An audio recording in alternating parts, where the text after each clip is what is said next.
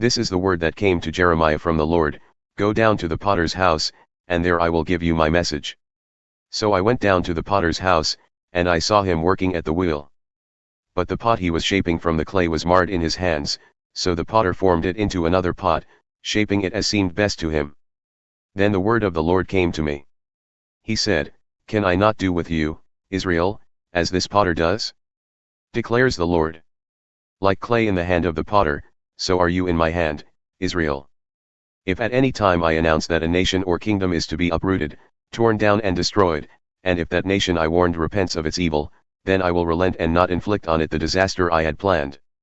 And if at another time I announce that a nation or kingdom is to be built up and planted, and if it does evil in my sight and does not obey me, then I will reconsider the good I had intended to do for it.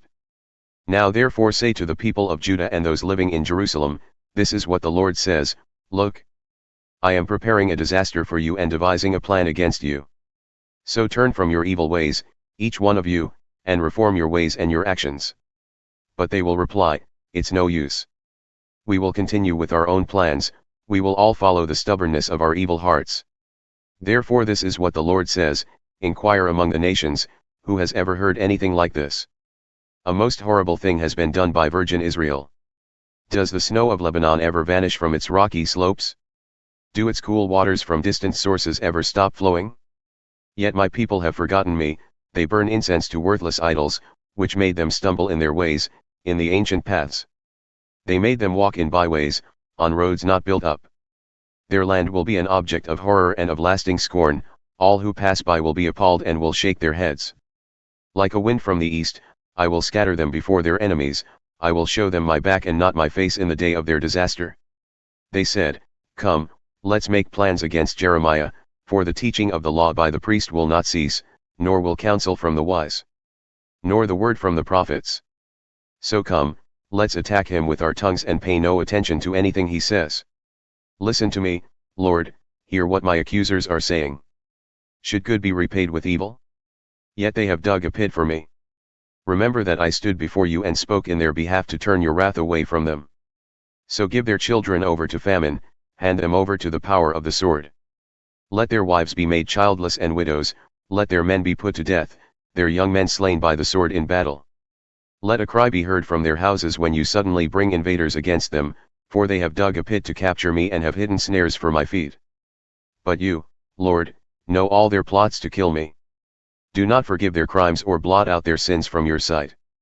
Let them be overthrown before you, deal with them in the time of your anger. This is what the Lord says, Go and buy a clay jar from a potter. Take along some of the elders of the people and of the priests and go out to the Valley of Ben Hinnom, near the entrance of the Potsherd Gate. There proclaim the words I tell you, and say, Hear the word of the Lord, you kings of Judah and people of Jerusalem. This is what the Lord Almighty, the God of Israel, says, Listen. I am going to bring a disaster on this place that will make the ears of everyone who hears of it tingle. For they have forsaken me and made this a place of foreign gods, they have burned incense in it to gods that neither they nor their ancestors nor the kings of Judah ever knew, and they have filled this place with the blood of the innocent. They have built the high places of Baal to burn their children in the fire as offerings to Baal, something I did not command or mention, nor did it enter my mind. So beware, the days are coming, declares the Lord, when people will no longer call this place Topheth or the Valley of Ben Hinnom, but the Valley of Slaughter. In this place I will ruin the plans of Judah and Jerusalem. I will make them fall by the sword before their enemies, at the hands of those who want to kill them, and I will give their carcasses as food to the birds and the wild animals. I will devastate the city and make it an object of horror and scorn, all who pass by will be appalled and will scoff because of all its wounds. I will make them eat the flesh of their sons and daughters, and they will eat one another's flesh because their enemies will press the siege so hard against them to destroy them. Then break the jar while those who go with you are watching, and say to them, This is what the Lord Almighty says, I will smash this nation and the city just as this potter's jar is smashed and cannot be repaired. They will bury the dead in Topheth until there is no more room. This is what I will do to this place and to those who live here, declares the Lord. I will make the city like Topheth. The houses in Jerusalem and those of the kings of Judah will be defiled like this place, Topheth, all the houses where they burned incense on the roofs to all the starry hosts and poured out drink offerings to other gods.